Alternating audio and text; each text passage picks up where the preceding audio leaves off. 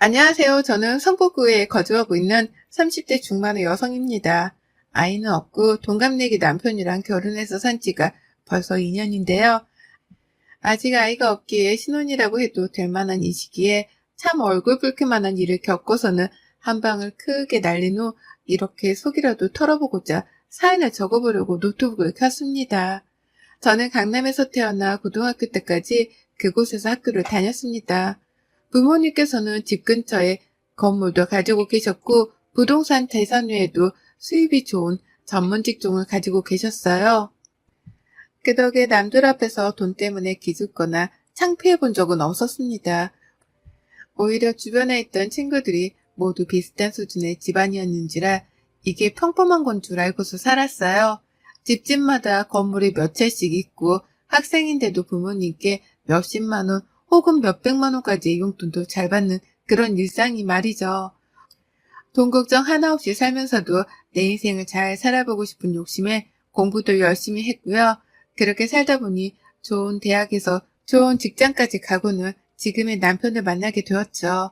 제가 다니는 직장은 대기업이었고 남편과는 사내 연애를 했습니다. 나이도 동갑이고 같은 동기였는지라 부딪힐 일이 많았는데 그렇다 보니 자연스럽게 좋아하는 감정이 생겼던 것 같아요. 서로의 부모님께 연애 사실을 숨긴 채로 교제를 좀 오래 했었고 그러다가 결혼 정년기이던 때에 제가 먼저 결혼 얘기를 꺼냈답니다. 결혼이 하고 싶다고 말이죠.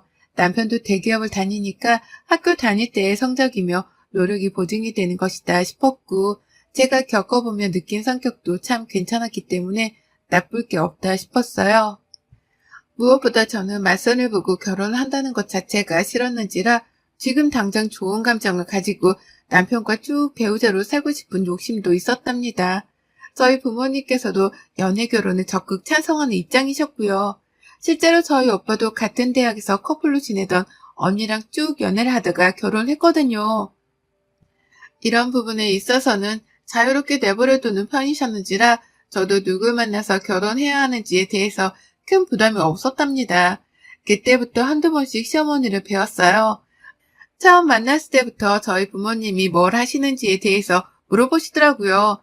가만 옆에서 듣고 있던 남편까지 너무 노골적이지 않냐며 애써 웃어 보이려 했을 정도로 대담했습니다. 그래서 솔직하게 말씀드렸습니다. 다들 전문직에 종사하고 계시다고요. 건물이 있는 것까지는 말씀을 드리지 않고 그저 좋은 직업을 가지고 계시다는 것, 그리고 강남에 살고 있다는 것만 말씀을 드렸는데요. 어머님 눈이 동그래지던 것이 잊혀지지 않습니다. 또 많은 며느리가 굴러들어왔다는 것 마냥 좋아라 하는데 그걸 보고 사람이 못나 보인다는 생각이 처음 들었어요. 하지만 그런 시어머니를 보며 부끄러워 어쩔 줄 몰라 하는 남편을 보니 또 동시에 사람이 참 안쓰럽다는 생각도 들더라고요.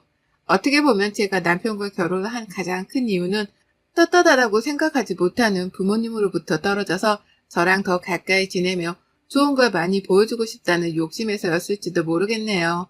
그렇게 결혼을 했고 저희는 신혼집을 성동구로 자리 잡았습니다. 남편이랑 직장 위치가 같아서 위치를 알아볼 이유는 없었고요. 젊은 사람들 틈에서 성동구가 핫한 동네이기도 했고 여기에 괜찮은 아파트 단지가 있어서 이리로 신혼집을 구하게 되었어요. 친정에서 조금 떨어져 독립된 생활다운 걸 해보고도 싶었고요. 그때도 저희 시어머니는 강남에 살던 애가 강남에 신혼집을 구한 게 아니라 성동구가 있는 강북에 구한다면서 제게 이상하단 말을 반복하셨습니다. 정작 본인이 강북에 살고 계시면서 자기 입으로 왜 강북에 살려 하는지 한심하다는 표현까지 하시더라고요. 정말 시어머니가 돈을 밝히신다는 걸 이 대목에서 알 수 있었죠. 저는 정작 강남에 살면서 어디가 더 좋고 나쁜지에 대해 한 걸음조차 해보려고 한 적이 없었거든요. 그게 얼마나 부질없는 생각인지를 잘 알았으니까 말이죠. 하지만 어머님은 신혼집 위치부터 문제를 삼으며 은연중에도 몇 번이고 말씀하셨습니다. 넌 돈도 많은 애가 왜 그러니? 라고요. 돈이 많은 집의 딸이라는 것도 충분히 인지를 하고 계셨어요. 건물 얘기를 단 한 번도 얘기를 해본 적은 없었지만 이미 강남에 사는 것만으로도 돈이 많은 집안이라고 생각을 하시고서는 제게서 꼭 뭔가가 나오기만도 바라셨답니다. 명절 용돈을 드리던 날에도 100만 원을 현금으로 뽑아 두 분께 드렸는데 어머님이 그러시더라고요. 왜 현금을 둘한테 동시에 주냐고 말이죠. 돈도 많은 애가 왜 각자한테 100만 원씩 줄 생각을 안 하고 한꺼번에 100만 원으로 통을 치려 하냐면서 괜히 농담 반 진담 반이라는 듯 눈을 흘기시는 겁니다. 황당했죠. 준 사람의 성의를 먼저 생각하는 게 아니라 얼마를 주는지 금액부터 확인을 하셨으니 말이죠. 그때도 남편이 옆에서 무지하게 쪽팔려 하면서 엄마 왜 그래? 라고 무안을 준 덕분에 제가 조금은 화를 덜 느낄 수 있었는데요. 만약 남편이 뭐라 말도 않고 가만히 지켜보고만 있었더라면 제가 꼼짝없이 100만 원을 더 꺼내 시어머니께도 따로 드려야 할 상황이었답니다. 그뿐이게요. 저는 저대로 돈 100만 원을 드리며 고맙다는 인사 한마디조차 받지 못할 게 뻔했었죠. 어머니께서 받는 걸 너무나 당연하게 생각을 하셨으니까요. 이런 사소한 점들을 살면서 굉장히 크게 다가오긴 했습니다. 내가 사랑하는 남자의 어머니이신데 속물이고 볼수록 별로인 것이 언젠가는 같이 지내면서 갈등이 터지겠구나 싶었죠. 그래서 저는 저대로 이왕이면 뭘 주려고 할 적에도 쓴소리를 듣지 않기 위해서 시어머니랑 시아버지께 따로 선물을 드리기 시작했고요. 먼저 조심하면서 선물 하나 주는 것도 시어머니 입장을 생각하며 살다 보니 저랑은 너무 맞지 않았어요. 전 돈 하나를 쓰더라도 그렇게 재미와 써본 적이 없었는데 이게 언젠가부터 어머님 때문에 눈치를 보고 이것저것 재는 게 많아졌거든요. 그러던 중 시댁이 아닌 친정에서 먼저 일이 생겼죠. 문제가 생기더라도 시어머니라 문제가 생길 것이라 생각을 했는데 친정엄마가 갑작스러운 사고로 세상을 떠나셨습니다. 사고가 난 후에도 한 달 가까이로 누워 계시다가 결국 세상을 뜨셨어요. 그 한 달간 저는 직장을 그만뒀고 아빠도 일이고 뭐고 다 내팽개치고 온 가족들이 나서서 엄마가 깨길 바라며 버텼습니다. 그렇게 지옥 같은 시간이 지나버렸죠. 잘 살기만 하던 저였는데 갑자기 떠나버린 엄마 때문에 인생의 모든 게 바뀌었다고 해도 과언이 아니었고요. 저도 정신줄을 놓고 산 게 몇 개월이었고 저희 아버지도 마찬가지셨습니다. 다행히 아빠는 일을 쉬어도 수입이 있으셨기 때문에 먹고 살 문제까지 겪진 않았지만 돈의 여부를 떠나서 우리 가족들에게 닥친 이 시련을 적응하느라고 모두가 날이 선 채 살았어요. 누구 하나라도 잘못 건드리면 눈물바람이 확 터져버릴 것 같은 상태로요. 그 어느 누구라도 친정엄마를 잃고 나서 금방 제정신으로 살 수 있는 사람이 없을 겁니다. 저는 적어도 그랬어요. 그 바람에 남편도 말 한마디 잘못하면 제가 눈물을 흘릴까 싶어서 웬만하면 농담 하나도 조심하면서 지냈었고요. 근데요, 이 상황에 시어머니가 등장을 하셨어요. 나락으로 떨어져 가는 것만 같았던 제 인생에 도장을 찍듯이 시어머니가 등장을 하신 거죠. 더 나락으로 떨어뜨리겠다는 듯이 말입니다. 시어머니는 저희 엄마가 병원에 실려갔던 그 순간에도 요란하게 오도방정을 떠셨어요. 보통 사돈이 사고 나서 병원에 실려갔다고 하면 상태는 어떤지, 괜찮은지, 당사자인 저는 어떤지에 대해서 막 물어보잖아요. 걱정이 돼서 말입니다. 그런데 시어머니는 전혀 그런 질문이 아니었어요. 가장 먼저 저희 아버지에 대해서 물어를 보셨죠. 그것도 아버지의 위치 그리고 직업에 대해서 말입니다. 아버지는 어디 계시니? 지금 병원에 계신다고 하니? 그럼 아버지는 직장은 어째? 라고요. 참 요상하다 싶었죠. 이게 이 상황에서 물어볼 만한 질문인 건가 싶어서요. 하지만 어머님의 관심사는 그 후로도 한결같이 저희 친정 아버지셨습니다. 친정 아버지에 대해서는 그 누구보다도 궁금한 게 많아 보이셨어요. 엄마가 위중하실 때에도 엄마의 건강을 걱정하시기보다는 아빠의 직장과 그 재직 상태를 걱정하셨고요. 한 번은 그러시더라고요. 엄마가 돌아가시지도 않았는데 아버지 외로워서 어쩌냐고 말입니다. 이 얘기를 듣는 순간에는 정말 미치는 줄 알았어요. 이건 정말 아니지 않나 싶어서요. 하지만 어머님은 질문을 하는 데 있어서 눈치 보는 것도 없으셨고 저희 엄마가 급기야 돌아가시자 본격적으로 본색을 드러내셨답니다. 외로워서 어쩌냐고 물어보고 걱정하던 저희 아버지 옆에서 새로운 배우자를 알아보기 시작하신 거죠. 사별한 지 얼마나 되었다고 벌써 말입니다. 한 번은 유난스럽게 아버지 나이가 어떻게 되냐며 문자를 하더니 전화까지 하시더라고요. 왜 그러냐 물어보니 동문서답으로 대답을 하시면서 아버지 띠까지 물어를 보시는데 이게 뭐 때문인가 싶었습니다. 그런데 얼마 지나지 않아 알았어요. 시어머니의 의도는 바로 자신의 여동생을 저한테 소개시켜주는 것이라는 걸 말입니다. 저한테는 시이모님이신 그분을 감히 어디다 대고 저희 아버지한테 소개를 시켜주려고 했던 거더라고요. 교통사고로 와이프를 잃고 힘들어하는 저희 아빠한테 말입니다.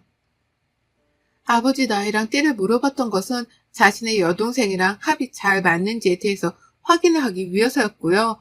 저한테는 조금씩 아버지가 외롭지 않겠냐는 말로 티를 내고는 계셨지만 뒤에서는 아주 계획적으로 준비를 하고 계셨더라고요. 엄마가 돌아가시고 나서부터는 처음 한두 번 외에 나머지는 모두 다 시어머니가 저희 아버지한테 바로 전화를 걸어 연락을 취하셨다고 합니다. 아버지가 이 얘기를 해주지 않으셔서 처음엔 저도 눈치를 못 채고 있었는데요. 한 번은 저희 아버지가 저한테 조심스럽게 물어를 보시더라고요. 저희 시어머니가 시아버지랑 별거라도 하고 계신 거냐고 말입니다. 너무 터무니없는 말씀에 이게 무슨 소리냐고 물어를 보니 아빠가 그러시더라고요. 나도 처음에 그냥 내가 걱정돼서 사돈이 자주 연락을 하시는 건가 싶었다. 그런데 가만 듣고를 보니 나도 기분이 더럽네. 사돈하기를 어떻게 하면 외롭냐 안 외롭냐를 이상하게 물어를 보신다니. 이 상황에 내가 누구를 소개받을 정신이 있겠냐? 근데 뭘 자꾸 소개를 시켜주겠다고 하는데 그게 자기 자신인가 싶기도 하고. 라고요. 시어머니가 저한테 하던 신뢰를 저희 아빠한테까지 범하셨던 겁니다. 직접 전화를 하신 것만으로도 화가 나는데 그렇게 전화를 해서는 아빠한테 외로움 타령을 하셨다는 거예요. 그러니 저희 아버지는 시어머니가 혹여나 시아버지랑 사이가 안 좋아서 자신한테 꼬리라도 치는 건가 싶어서 한참 말도 못한 채 속을 썩이셨다고 했고요. 그 상대가 다른 사람도 아닌 딸의 시어머니니 자칫했다가 콩가루 집안 소리를 들을까 싶어서 혼자 고민하던 걸 털어놓지도 못한 채 애를 태우셨다는 말에 제 얼굴이 다 화끈거려 죽는 줄 알았답니다. 어째 그런 짓을 하셨나 싶어서 말이죠. 그래서 당장 시어머니께 전화를 걸어 답을 듣고자 따져 물었는데요. 어머님이 그러시더라고요. 나 아니야. 나 말고 내 동생. 라고 말이죠. 자신이 아닌 자신의 여동생을 소개시켜 주려고 했다는 말을 아주 당당하게 뱉어내시는데 몸둘 바를 모르겠더라고요. 그 말이 나를 안심시켜 줄 거라 생각을 하신 건지 당당하게 자신의 여동생을 사돈한테 소개를 시켜주려고 했다는 어머님의 말에 망치로 얻어맞은 듯한 기분이 들었습니다. 저게 제정신이 바뀐 사람이 할 수 있는 소리인가 싶었던 거죠. 하지만 어머님의 주장은 한결 같으셨죠. 이왕 이렇게 된 건 내 여동생을 소개시켜주건 나를 직접 소개시켜준 건 뭔 상관이냐.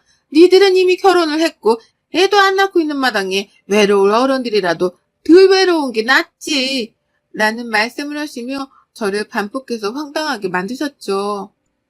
듣고 있는데 괜히 구역질에 나올 것 같이 기분이 들어왔어요. 괜히 돌아가신 우리 엄마만 억울하게 되셨구나 싶은 생각에 눈물도 났고요. 남편한테 말을 했더니 이번에도 남편은 쪽팔려 죽겠던지 한숨을 푹푹 쉬면서 엄마 얘기를 안 듣고 싶다고 하더라고요. 한두 번이 아닌데 이번에는 자신의 이모까지 대동해 장인어른한테 실수를 범하려고 했다고 하니 기똥이 찼겠죠. 그래서인지 이번만큼은 뭐라 대답을 해야 할지 모르겠다는 듯 입을 다물었습니다. 당장 해야 할 건 지금이라도 시댁으로 뛰쳐가 왜 그랬냐며 화를 내야 하는 것이었는데 남편은 쪽팔린 스스로의 처지를 숨기고 싶다는 듯 조용히 입을 다물었죠. 하지만 그 바로 다음날 저는 시이모님 대신에 시어머니의 여동생으로부터 전화 한 통을 받았답니다. 그것도 화가 가득 나서 저에게 소리를 치는 걸 말이죠. 정말이야? 내가 별로해서 소개를 안 시켜준다고 하는 거야? 아니면 딴 이유가 있는 거야? 외로운 사람들끼리 만나서 친구라도 되겠다고 한 건데 너는 네 시어머니한테까지 전화를 해. 그렇게 화를 냈다며? 너가 어쩜 그렇게 중간에서 나를 우습게 만들 수가 있니? 내가 정말 쪽이 팔려서 얼굴을 들고 다닐 수가 없잖아. 돈도 있는 양반이 돈 말고는 즐길 것도 없을 텐데 내가 그냥 옆에서 친구라도 돼주면서 보내려고 했더니만 라고 하면서 한참이나 씩씩대며 숨을 삼키셨어요. 제가 자신을 우습게 만들었다더군요. 아빠가 가진 돈이 많은데 그걸 같이 써봐도 되지 않겠냐는 본심까지 은연중에 드러내면서 말이죠. 화가 나서 본심을 참아 더 숨기지 못한 채 열불을 내면서 홧김에 터뜨려버리신 겁니다. 그리고는 수습을 한다며 친구처럼 지내보려 한다는 말로 얼버무리기까지 하셨죠. 알고는 있었지만 진짜라고 생각을 하니 속에서 분노가 들끓더군요. 내 아빠의 재산을 같이 쓰려고 친구라는 말을 해가며 소개 한번 받아보려 했다고 생각하니 소름이 쫙 끼쳤습니다. 사별한 지 얼마 되지도 않았고 더군다나 시어머니 여동생을 소개시켜 주는 거라면 제가 제 전 재산을 가지고서라도 뜯어 말리는 게 당연했는데 시이모님은 그걸 전혀 이해하지 못하셨어요. 제 입장 자체는 안중에 없으니 시어머니랑 함께 자매가 그딴 짓을 벌인 것이었겠죠. 오히려 사태 파악을 못하고 자신의 자존심만 상했다면서 징징거리는데 내가 우리 엄마도 아니 이 사람 떼쓰는 거 왜 감당해주고 있어야 하나 싶어 기가 막혔습니다. 그래서 저도 더는 못 참겠다며 폭탄 발언을 했습니다. 진짜 더러워서 못 들어주겠네. 지금 쪽팔리기 누군데 어따 대고 자존심이 어쩌네를 들먹이세요?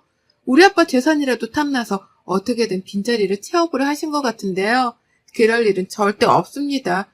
가만히 있었음 재산 받은 며느리 덕에 돈다발 구경이라도 해보셨을 텐데 이젠 그러지도 못하게 됐네요. 라고 말이죠. 그리고는 끝에 이 말을 강조했어요. 남편이랑은 오늘부로 별거에 들어갈 테니 주워 데리고 살던 구워 삶던 알아서 하세요. 시어머니께도 제가 지금 당장 전화해서 말씀드릴게요. 라고요. 그리고는 전화를 끊었습니다. 말한 대로 시어머니께도 당장 전화를 걸었고요. 집으로 찾아오겠다는 시어머니를 말려가면서 오늘부로 남편은 집에서 내쫓는다는 통보를 했어요. 어차피 명의도 제 명의였고 결혼하면 제가 들고 온 살림살이가 더 많은 집이었기에 남편이 자기 것이라고 주장하며 들고 나갈 수 있는 건 아무것도 없었습니다. 그걸 잘 아는지 시어머니도 제가 별것까지 하겠다고 나오니 당황하고 겁을 먹고서는 그제서야 저를 살살 달래기 시작하셨어요. 처음엔 뭐 이런 문제로 화를 내고 죄 없는 남편이랑 별것까지 하냐고 따지시더라고요. 그래서 제가 어머님 때문에 어머님 아들 와이프한테서 쫓겨나는 거니까 평생 죄책감 가지면서 사세요. 라고 말을 했거든요. 그러자 그때부터 태도를 완전히 바꾸시더라고요. 죄 없는 당신 아들이 이 상황에서 무슨 죄냐고 한참 어르고 달래더니만 나중에는 아들 얼굴을 못 보겠다면서 한 번만 자신의 입장을 생각해달라 매달리셨습니다. 그리고는 이내 제가 남편 짐까지 싸서 현관 앞에 놔두고 사진을 찍어보내니 어머님이 얼마 지나지 않아 집으로 찾아오셨어요. 이미 남편도 저한테서 연락을 받고는 화를 풀어준다며 연락을 해오던 중이었는데요. 시어머니는 아예 놀란 마음을 부둥켜 안고는 집까지 찾아오셨더라고요. 저를 말려보겠다고 말입니다. 별거를 시작하면 이혼을 하는 건 한순간이라며 놀란 마음을 달래며 마음을 좀 바꿔보라고 몇 번이고 달래셨어요. 밖에 놔둔 짐을 집 안으로 들고 오겠다고 씨름을 하는 바람에 제가 얼떨결에 그만 좀 나대라고 소리까지 질러버렸고요. 그러자 그제서야 가만히 소파에 앉아 제 눈치를 보시더니만 급기야 무릎까지 꿇으시더라고요. 내가 이렇게 부탁한다. 다시는 니네 아빠한테 외롭냐고 전화 안 할 테니까 이번 한 번만 봐줘라. 나 진짜 그냥 외로운 사람들끼리 외롭지 말라고 소개만 시켜주려고 했던 거야. 그 이상 다른 생각은 한 적이 없어. 정말이야. 라고 말씀을 하면서요. 자기 아들 인생을 자기 때문에 망칠까 싶었는지 이대로는 그냥 갈 수가 없다며 몇 번이고 부탁을 하는데 저도 보고 있자니 안쓰럽긴 했습니다. 시어머니 입장도 이해가 갔거든요. 돈 많은 며느리 덕에 그간 용돈도 더 받아보고 돈으로 생색내는 소리를 잘도 해가면서 혜택을 받아왔었는데 영원할 것 같았던 황금 거인 며느리가 자신의 아들을 집에 내쫓겠다는 특단의 조치를 취했으니 얼마나 무서웠겠어요. 당장 눈앞에서 아무것도 하지 못한 채 황금 거위를 잃을 수도 있다는 생각이 말입니다. 그런 어머님의 마음을 너무나 잘 알았기 때문에 저는 이 상황을 조금 더 이어가 보기로 했어요. 이왕이면 저도 무릎까지 꿇고는 당신 체면과 당신 아들 인생을 구제해달라고 비는 어머님의 모습에 용서라는 걸 했었을 텐데요. 아무리 생각해도 타이밍이 정말 화가 났습니다. 우리 엄마 돌아가시고 난 후 바로 아빠를 여자한테 소개시켜주려고 했다는 그 사실, 그 여자가 다른 사람도 아니고 자신의 여동생이었다는 그 사실을 저는 100번 이해하려 했지만 단 한 번도 이해하지를 못했어요. 그래서 결국 제 손에서 시어머니의 이 더러운 버릇을 단단히 고쳐줘야겠다고 다짐을 했고요. 낭떠러지로 떨어지는 듯한 아찔한 가르침을 얻길 바라는 마음에 남편하고는 진짜로 별거를 선언했어요. 원래도 진짜였지만 시어머니를 생각해서라도 더욱 독한 마음으로 시어머니를 칼같이 잘라내고자 한 거죠. 시어머니를 쫓아낸과 더불어 어머님이 들고 온 남편 짐가방도 도로 밖에 던져버렸습니다. 문을 걸어 잠궈 버리니 남편은 당연히 퇴근하고 나서도 집 안으로 들어오지 못했고요. 남편이 퇴근하는 시간에 시어머니가 남편이랑 같이 집으로 찾아와서는 또 용서를 구하시더라고요. 물론 집으로는 들어오지 못한 채 집 밖에서 한참이나 씨름을 하며 말이죠. 하지만 저는 그 두 사람을 끝까지 집으로 들어오게 하지 않았어요. 그리고 나니 제가 원하는 그림이 만들어지더라고요. 남편은 시어머니를 향해 원망을 하기 시작했습니다. 가만히 있던 자기가 왜 집에서 쫓겨나기까지 해야 하냐면서 시어머니를 향해 엄청나게 원망을 하더라고요. 시어머니는 그런 남편 옆에서 미안해 죽겠다면서 몇 번이고 사과를 했고 나중에는 시아버지까지 저희 집을 찾아와서 같이 저를 말려보겠다고 나섰는데요. 전 싸그리 무시를 했습니다. 이번 목적은 시어머니의 잡스러운 그 머릿속을 싸그리 비워드리는 것이었기에 할 수 있는 만큼 독하게 나서보기로 했어요. 그리고 지금은 남편이 저한테 쫓겨나 집을 나간 지 일주일이 좀 넘어가고 있습니다. 저는 얼떨결에 별거를 일주일이 넘게 하고 있고요. 매일같이 오는 남편 전화, 남편의 문자, 그리고 시어머니의 문자에 더불어 시이모님의 문자까지 오만 사람들의 사과하겠다는 말을 들어가면서 일주일을 버텨가고 있어요. 이대로라면 당장 이혼을 해도 문제가 없긴 하지만 시어머니 말씀대로 남편은 아무 잘못한 게 없기 때문에 조금 더 버티다가 남편만 조용히 집으로 데려올 예정이랍니다. 그러면 남편도 알아서 살살 길 것이고 시어머니도 더는 찍소리를 못하겠죠. 시이모님은 원래 연이 없던 사람이었으니 더욱 소리소문 없이 살 테고요. 가만히 있었더라면 며느리가 받아낼 부모 재산으로 용돈 한 번이라도 더 받아보면서 누이 좋고 매부 좋은 채로 살았을 텐데 왜 엄한 우리 아빠를 시이모님이랑 연결시키러 나대다가 엎어졌는지 저는 알다가도 모르겠습니다. 그 바람에 말실수한 걸 되돌려보고자 며느리한테 사과하는 걸로도 모자라 한 번만 봐달라고 무릎까지 꿇으셨으니 말이죠. 얼마나 스스로도 속으로 비참하고 답이 없었겠냐고요. 앞으로는 시어머니 앞에서 돈을 보이기는커녕 용돈 하나도 칼같이 금액을 정해서 줘야 할 때만 줄 거예요. 경조사 같은 날에만 말이죠. 감히 제 돈에 대해서 왈가왈부 하지도 못하도록 입 딱 다물고 조용히 내 남편만 단속시키며 살랍니다. 그러면 어머님도 눈치껏 알겠죠. 죽을 때까지 누구보다 조심하고 예의를 갖추며 떠받들며 살아야 하는 게 제 남편이 아니라 저라는 걸 말입니다. 아무래도 시어머니를 정신 차리게 할 이번 작전은 완전히 성공한 것 같습니다. 여러분의 생각은 댓글로 남겨주세요. 오늘도 시청해 주셔서 정말 감사합니다.